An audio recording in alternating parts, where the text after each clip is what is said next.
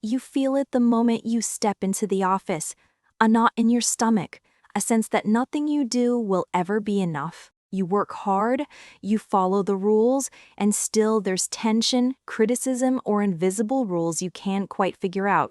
It's exhausting, confusing, and it's making you question your own competence. What if the problem isn't you? What if your boss isn't just difficult, but a narcissist? By the end of this, you'll know exactly how to recognize them, you'll understand the patterns most people miss, and you'll see what to do to protect yourself without losing your mind or your job. Let's start simple. Narcissistic bosses aren't just strict or demanding, they crave control, admiration, and superiority. Everything you do is measured against how it serves their ego. And when you step outside the box, when you challenge them, or even just succeed, they see you as a threat. The first sign is constant criticism, not constructive feedback, but subtle or relentless put-downs. You notice that no matter how hard you work, your efforts are never enough. They nitpick, they find fault in small things, and often it's not about the work, it's about asserting dominance. Why does this happen? Because narcissists need to feel superior. Every criticism is a way to keep you in a lower dependent position. It erodes confidence over time. You begin to question your skills, your judgment, your worth. Mini takeaway: constant criticism isn't about your work, it's about control. The second sign is blame shifting. Mistakes happen, but with a narcissistic boss, the fault is always yours. Even when you deliver excellent results, they find a way to twist it into a failure. They avoid accountability and you're left cleaning up the emotional fallout. Most people miss this pattern because they assume leadership is supposed to guide and correct. It feels natural to apologize or fix problems. But the narcissistic boss doesn't want accountability. They want control, and your self-doubt becomes a tool. It's not weakness on your part, it's the confusion and emotional strain they create. The third sign is favoritism and manipulation. One day, you're praised, and the next, invisible rules seem to shift. They pick favorites to create competition.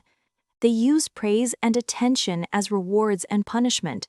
You start to notice that your colleagues behave differently around them. Some people thrive, others shrink, and the message is clear. Your value is conditional, based on their ego. The fourth sign is gaslighting. You know you delivered the report on time, but suddenly they claim you didn't. They say things happened that didn't, or they twist your words in meetings. You start second-guessing your memory, your perceptions, your instincts. Gaslighting is dangerous because it targets your reality. It keeps you insecure, compliant, and more dependent on their approval. It makes you doubt yourself, while they retain control effortlessly. And the fifth sign is lack of empathy. When you struggle, they minimize your challenges.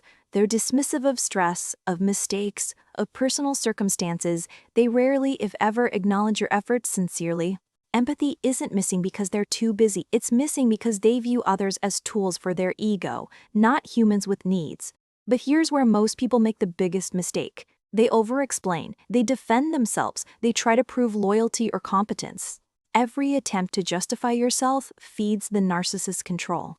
It's a trap. You're giving energy to someone whose goal is to dominate and manipulate. So what's the better response? First, observe without personalizing. See the patterns for what they are. Second, set subtle boundaries. This isn't about confrontation, it's about protecting your emotional space. Keep communication clear, concise, and professional. Document your work. Limit exposure to manipulative one-on-one interactions when possible. Identity shift: you are no longer a victim of confusion or intimidation. You are an observer, a professional, and someone who protects their mental and emotional energy. Real power here is calm, controlled, and measured. It's quiet, not reactive. Notice how this changes the dynamics. A narcissistic boss thrives on emotional reactions.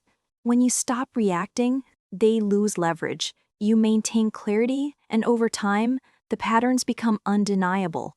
It also gives you confidence in decision-making. You no longer seek approval from someone who is inherently incapable of genuine support.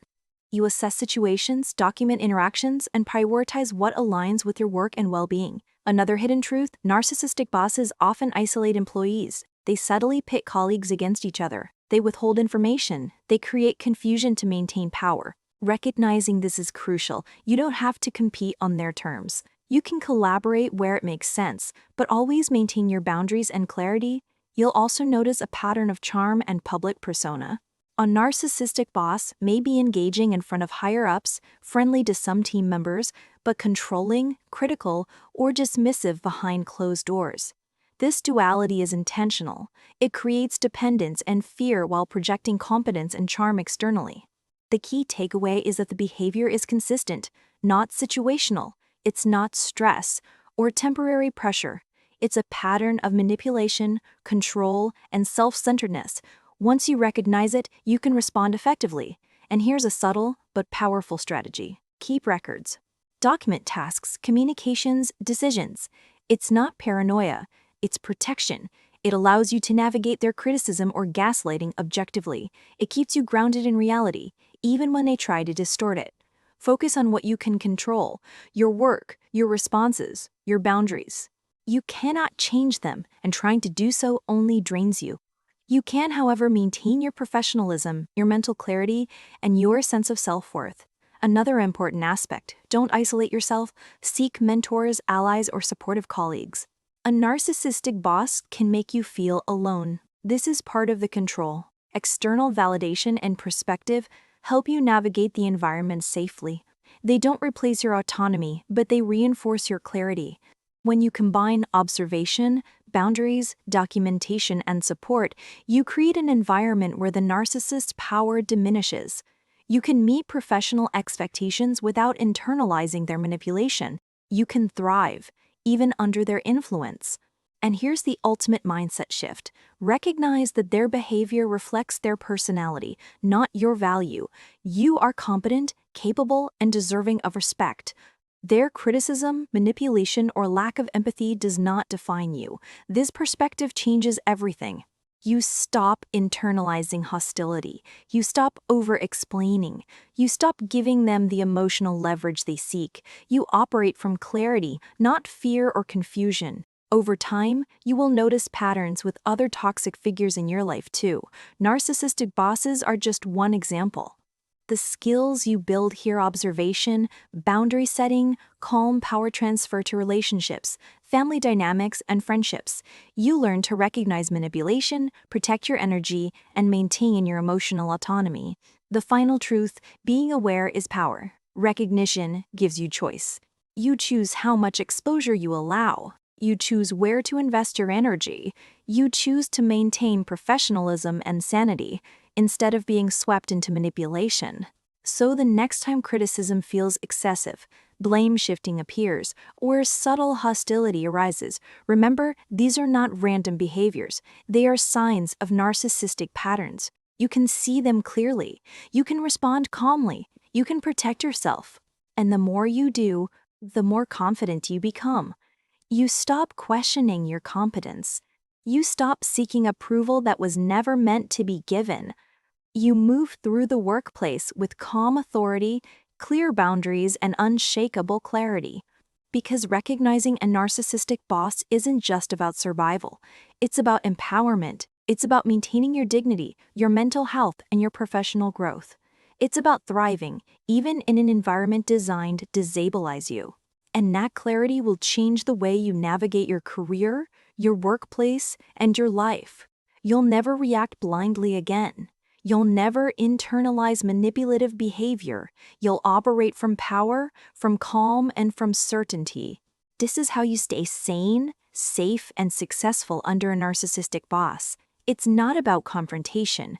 It's about observation, boundaries, and self-mastery. And once you master this, you carry that power into every aspect of your life.